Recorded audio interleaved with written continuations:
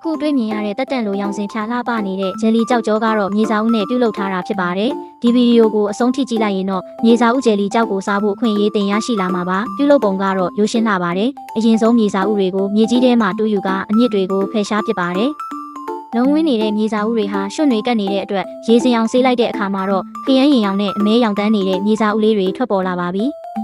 ကြောက်တုံးလေးတွေလိုလုံးဝင်းတောက်ပနေပါတယ်။ရေစင်အောင်ဆေးပြီးသားမြေစာအုပ်တွေကိုမရုပ်စုံထဲထည့်ကာထောင်းပါတယ်။တိတ်မကြေသေးတဲ့မြေစာအုပ်တွေကိုအမှုဖြစ်သွားအောင်ကြောက်ကျိတ်ဆက်ထဲထည့်ပြီးလှည့်ကာကြိတ်ပါတယ်။အဲ့ဒီအခါမှာနူးညံ့ချုံများတဲ့အရည်တွေထွက်ကြလာပါပြီ။အရည်တွေကိုပိတ်ပါးတဲ့ထည့်ကာထက်ကအရည်စစ်ပြီးနောက်ဆုံးမှာတော့အဖြူရောင်အနှစ်တွေရရှိလာပါတယ်။ဒါကတော့ဒီဂျယ်လီကြောက်ကြောရဲ့အဓိကပါဝင်ပစ္စည်းပဲဖြစ်ပါတယ်။အနှစ်တွေကိုအချောက်ခံလိုက်တဲ့အခါမှာတော့အဖြူရောင်အမှုန့်တွေရရှိလာပါတယ်။အမှုန့်တွေကိုနုနဲ့ယောဂတဖြည်းဖြည်းအပူပေးကာမွေပေးလိုက်ပါတယ်။အနှဲငယ်ပြစ်လာပြီဆိုရင်တော့အယောင်တစ်မျိုးစီပါတဲ့အကြားရည်ခွက်တွေထဲကိုလောင်းထည့်လိုက်ပါတယ်။အယောင်စုံခွက်တွေကိုဘန်းတစ်ခုတည်းသို့တလွာချင်းစီလောင်းထည့်ကာဖြန့်ခင်းလိုက်ပါတယ်။အကုန်လောင်းထည့်ပြီးတဲ့အခါမှာတော့မိနစ်20ခန့်ပေါင်းပါတယ်။မုံသားဟာကြည်လင်ပြီးတုံဤနေရင်တော့ကျက်ပါပြီ။တက်ရောင်စုံမြေစာဥကျယ်လီကြောက်ကြောကတော့နေရောင်အောက်မှာတောက်ပနေပါတယ်။ဥကပူပြီးတုံဤကမှွေးပြက်နေပါ